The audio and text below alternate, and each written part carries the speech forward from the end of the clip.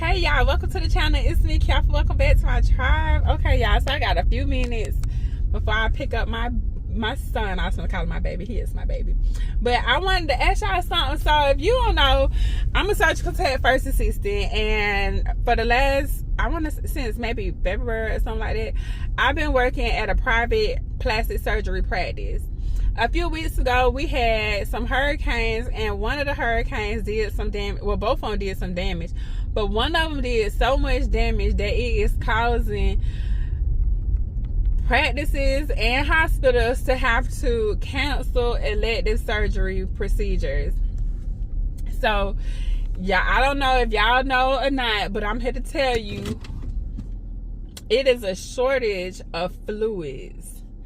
And because it's a shortage of fluids, like when you get surgery, I don't know if y'all knew this or not, but I'm here to tell you, if you ever have to have surgery, you're going to get an IV. We start an IV before we do the procedure because you want to have access to the vein to push meds. So you can push the meds, but normally we leave a bag of either normal saline, lactated ringers, or dextrose lactated ringers. It just depends on what the physician want to do and what the patient need. But either way it go, it's fluid. And the hurricanes that messed up the place that the manufacturer of these fluids. So I guess one place got, like, both places have been affected. It's more than one place. I should say multiple locations have been affected by the hurricane and the damage that came from the hurricane. And so they're canceling elective surgeries. Now, hopefully this situation resolves itself. Anytime we have a natural disaster, it typically affects elective procedures. It really don't affect emergency unless it do. Like when we had the cough a couple years ago, like that was not only counseling elective procedures, but they was only doing life-threatening, surgical procedures that was gonna save people's life. But they really didn't want to do too much because it was highly contagious and stuff all that at the time. But right now the problem is not only that the facilities that manufacture or that distributed, I don't know if it's the manufacturer or the distribution centers, but one of them got hit at multiple locations with the hurricane. So it's like we don't have ain't no fluids, y'all. And I just think it's so, like, crazy how one thing, like in Jacksonville, we didn't really get like a direct hit from neither one of the hurricanes. We did have some rain, which caused flooding, and we had a lot of wind, which knocked down some trees, which turned off the power. But as far as tearing up people's homes outside of maybe the tree falling on it, we didn't have like those kind of high winds, and we didn't have that kind of stuff that happened to us. It didn't happen like it was just raining, really. And one of them was more windy than the other one. So Milton wasn't really that bad for us in Jacksonville. Milton was just like a regular rainy day. But Helen or Helena, or however you say, the one that was like a few weeks before Milton, I heard her outside. She was noisy, and she had it was a little rocky. And so we don't really like be worried about storms here as far as hurricanes, because really in Jacksonville we like in the perfect spot. We will get some flooding, we will get some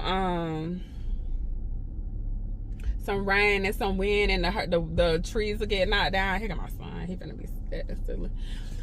But they really are. Hey, I was making a video, but the surgery centers, any private practice, all those people are getting, hold on y'all, they getting their fluids like last, like it's not priority. The priority is the hospital. So if you was thinking about getting any type of elective surgery, or if you know somebody that need to get elective surgery, it might get canceled, all because it's a shortage of fluids. Ain't no fluids. And so, like I say, I know you hungry. Like I say, I am working at a private practice, and because I'm working at a private practice, my doc basically was like, he doing all he could do to make sure that he get as much fluid. Luckily, y'all, we got fluid. Like, we be ordering more than what we need, and so we have some fluid available. I seen that. I don't know where it went. I see it. Get it. Yeah. But I don't know what he gonna do or how he gonna be able to long term. But hopefully they resolve this before.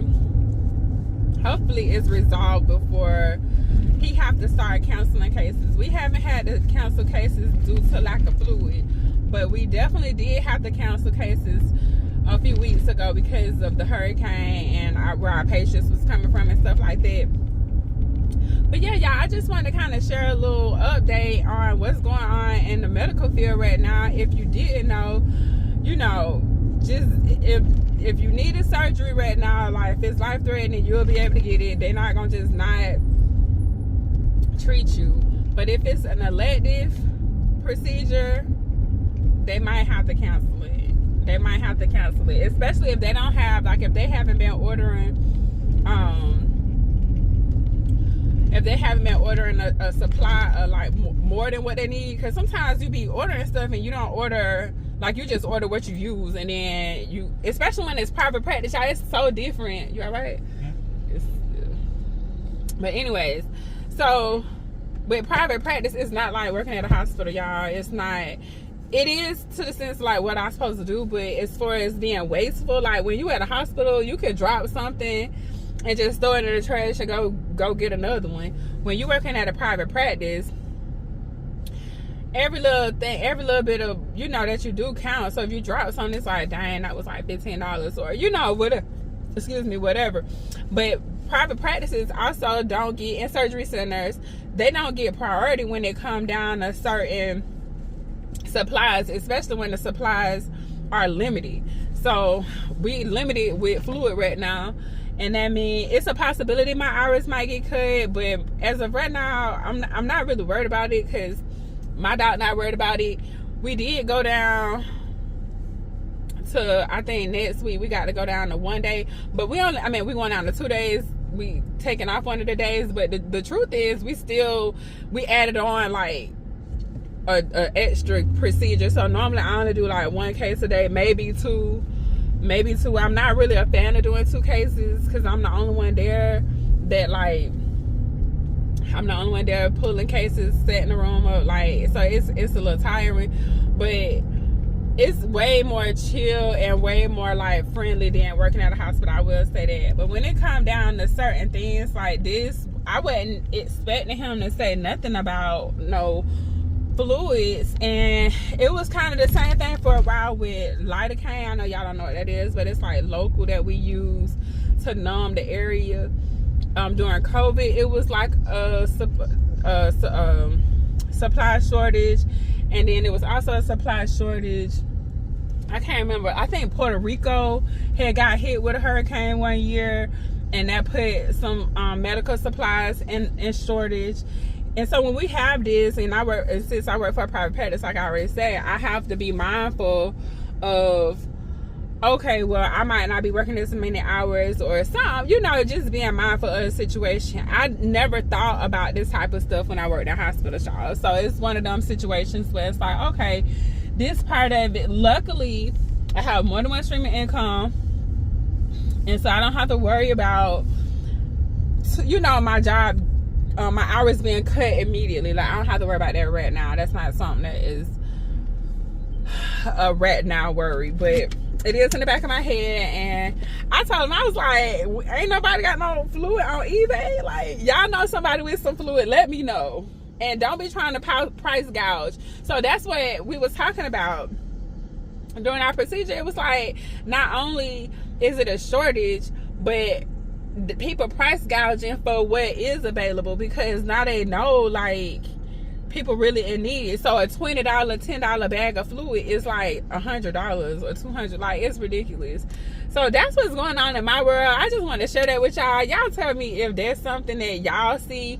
If you're in the medical field, have y'all noticed that? I'm talking about all fluid, y'all. Like, not only the bag that we hang inside the IV, but even when we pouring like normal saline, or if we're pouring sterile water and all that, like, I guess these facilities that either manufacture or distribute it, I guess they were like the major distributors or manufacturers either in the southeast or in the south, or at least in my area. So I know that we having some fluid shortages. Anyways, y'all, I'm finna go ahead because we hungry. Want to say hi?